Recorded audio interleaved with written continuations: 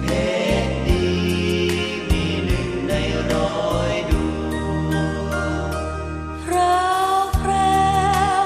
อันดวงแก้วแวววาวสดสีงามหลายหลากมากน้ำนิยมนิลกา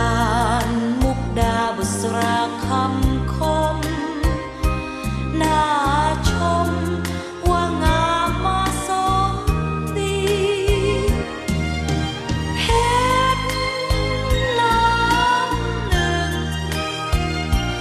งามซึ้งพึงเป็นยอดมณีห่มแผ้วสดสีเพชรดีมีหนึ่งในร้อยดวงความดีคนเรานี่ดีใดดีน้ำใจที่ให้แก่คนทั้งปวงอภัยรู้แต่ให้ไปไม่หวงเจ็บสวงหน่วงใจให้รู้ทน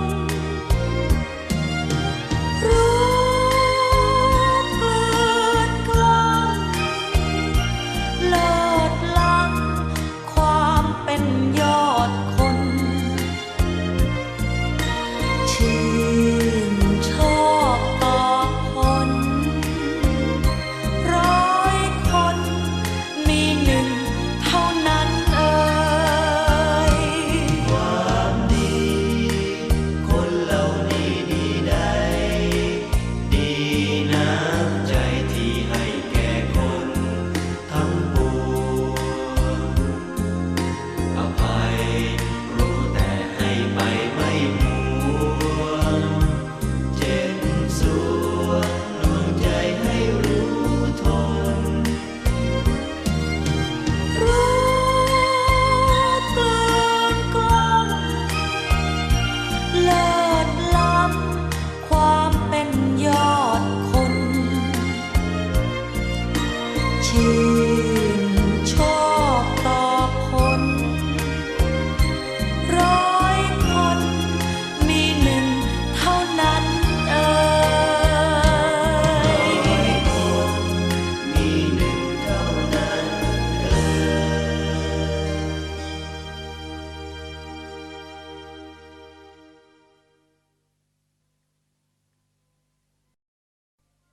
เจ็บช้ำกล้ำกลืนอย่าคืนมาเลยเฝ้าแต่คอยรอรักอยู่หมายชื่นชูรักคู่ใจกลับไม่สมดังฝันใฝ่นับวันรักไกลเขาใหญ่ด่วนตัดรองแอบไปมีคนรักใหม่แพ้ดวงใจไร้แน่นอนไม่นานนักรักคลายก่อนนับวันพันจรมิเคยย้อนกลับคืนปวดร้าวเพียงใดช้ำใจสู้จำกล้ำกลืนไปรักคนอื่นดีแล้วอย่าคืนมาเลยสิ้นสวัสดิ์กันเสียทีรักไม่มีเหมือนดังเคยอยากกลับหวนชวนชื่นเชยฉันกลัวแล้วเอ่ยเพราะเคยช้ำอกตรมแอบไปมีคนรักใหม่แท้ดวงใจไร้แน่นอนไม่นานนักรักคลายคลอนนับวันพันจรมิเคยย้อนกลับคืนปวดร้าวเพียงใดช้ำใจสู้จำกล้ำกลืนไปรักคนอื่น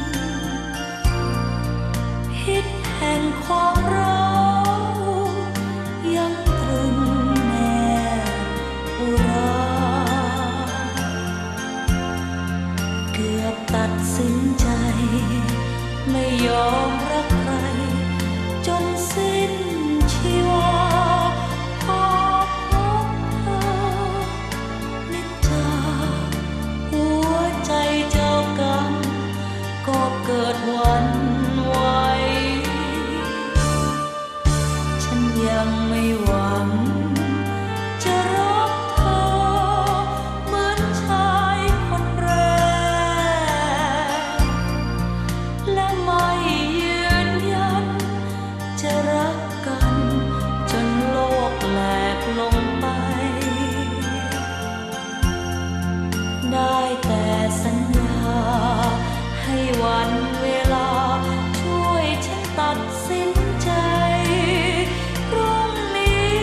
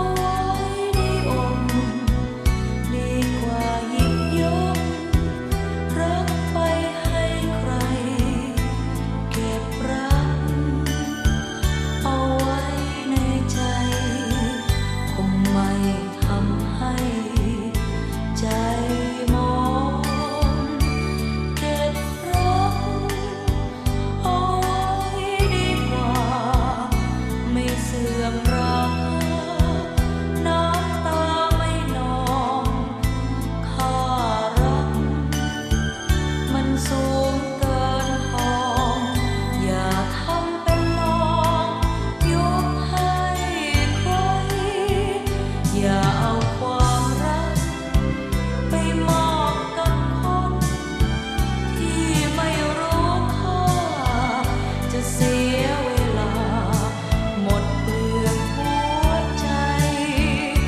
ข้าความรักสูงยิ่งสิ่งใด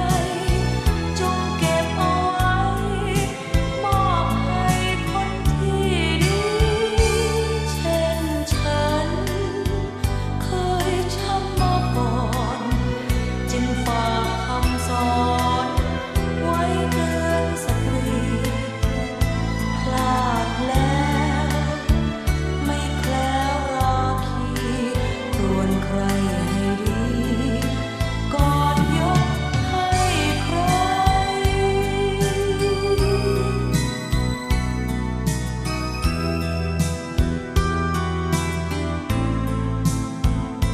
ข้ารักสูงยิ่งสิ่งใดควรเก็บเอาไว้มอบให้คนที่ดี อย่าเอาความรัก